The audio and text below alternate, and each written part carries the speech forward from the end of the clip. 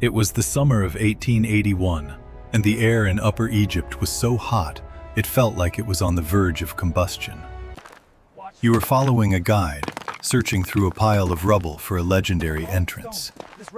There is no magnificent stone gate, no mystical curses, just an inconspicuous black hole in a rocky crevice, a vertical shaft dropping 12 meters deep. The place looks like an abandoned mine pit used for dumping trash. You slide down a rope, the air thick with the smell of stale dust. You have to crawl on your stomach, shimmying like a lizard into a low tunnel. Just as you were about to scream from a sudden onset of claustrophobia, the faint light of a candle illuminates what lies ahead. At that moment, your brain simply crashes. Blocking your path is a coffin, then another, and another. Dozens of sarcophagi are piled haphazardly like express delivery parcels, cluttering this narrow rat hole. The ground is littered with scattered blue Shabti figurines, canopic jars meant to hold internal organs, and even dried flower garlands from 3,000 years ago. You lean in to read the names on the coffins, and cold sweat instantly breaks out. Thutmose III, the Napoleon of ancient Egypt. Seti I, the most perfect builder. Ramesses II, the man who lived as a god. This is the most illogical part of the whole affair. These men once ruled a vast empire stretching from Damascus to Khartoum. In life, they possessed the wealth of the entire ancient world. In death, they were supposed to lie in the heavily guarded imperial tombs of the Valley of the Kings, enjoying eternal tranquility. Why were they crowded together like a group of refugees fleeing a disaster, stuffed into this nameless, broken well? This was not a normal archaeological discovery. It was a massive crime scene. To solve this riddle, we must expose a truth even darker than grave robbing itself. A perfect scam orchestrated by the state machine, lasting for a century. First, you have to understand what the Valley of the Kings actually was. The ancient Egyptians called it the great and noble necropolis of millions of years. Located on the west bank of the Nile, backed by a natural pyramid-shaped mountain peak, it was not only a spiritual sanctuary, but a military restricted zone. During the 500 years of the New Kingdom, to protect the pharaoh's physical body, the key to resurrection, Egyptian security was taken to the extreme. Terrain lockdown. The site is a closed, dry river valley with only one way in and out. 24/7 surveillance. The cliffs were guarded around the clock by the Medjay special police.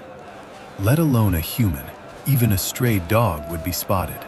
They would even listen for the faint sound of copper chisels striking rock. Now turn slowly. Closed management.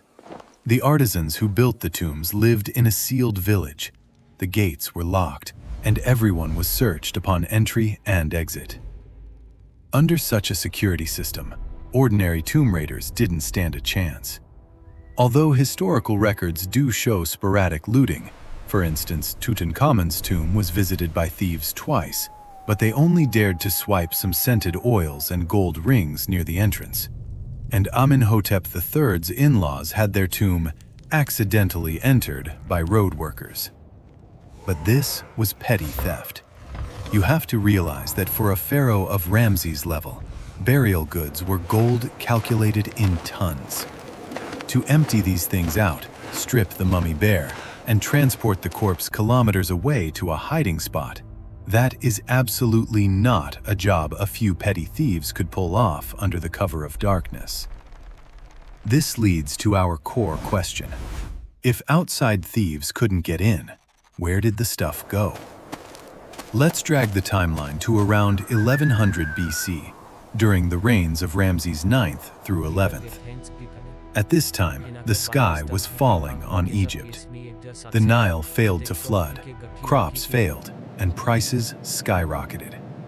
When the living were starving to death, the dead wearing gold and silver became a form of original sin. We can now read the interrogation records left from that period, the Abbott Papyrus and the Mayor B Papyrus. These case files from thousands of years ago record the tragic collapse of social order. Listen to the confession of a captured stonemason. It is extremely explicit. We opened their sarcophagi. We found the noble mummy of this king, equipped like a warrior. A large number of amulets and ornaments of gold were at his neck. His head mask of gold was on him. The noble mummy of this king was completely covered with gold. We stripped off the gold. We set fire to their inner coffins. Notice the detail, set fire. To quickly remove the gold ornaments from the coffins, the thieves lit fires directly inside the tomb chambers to melt the gold and take it away. This wasn't theft anymore. This was violent robbery. But even so, it still doesn't add up. Common bandits only want wealth. They grab the gold and run. They would never be idle enough to carry dozens of pharaonic corpses out and find them a new home. There must have been a more powerful force at play. The true mastermind surfaced at the end of Ramesses XI's reign. By this time, the pharaoh was a puppet. Real power in Thebes was in the hands of the high priest of Amun, Pi, or Piank. This guy was facing a dead end. The Nubian general in the south had rebelled. Pi needed to fight a war, and he needed a massive military budget. But the national treasury didn't have a single copper coin. Where was the money? The money was buried in the valley behind them. So the high priest issued a suffocating order. Of course, the official narrative was beautifully phrased. It was called the Wehem Mezut, repetition of births, Renaissance. The excuse was, the bandits are too rampant.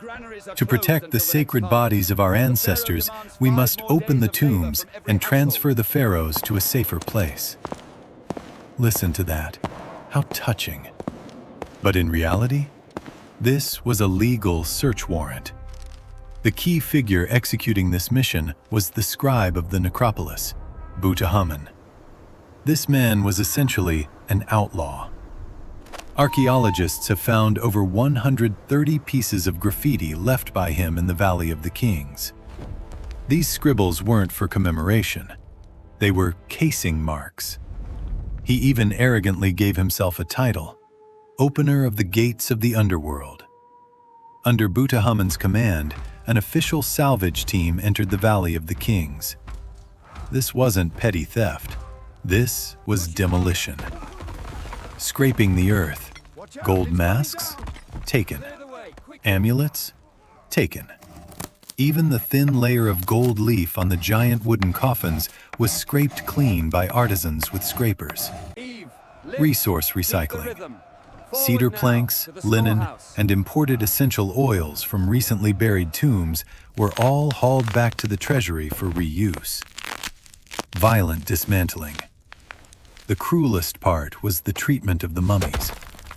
To get to the jewels deep within the wrappings, like the heart scarab, workers used adzes, axes.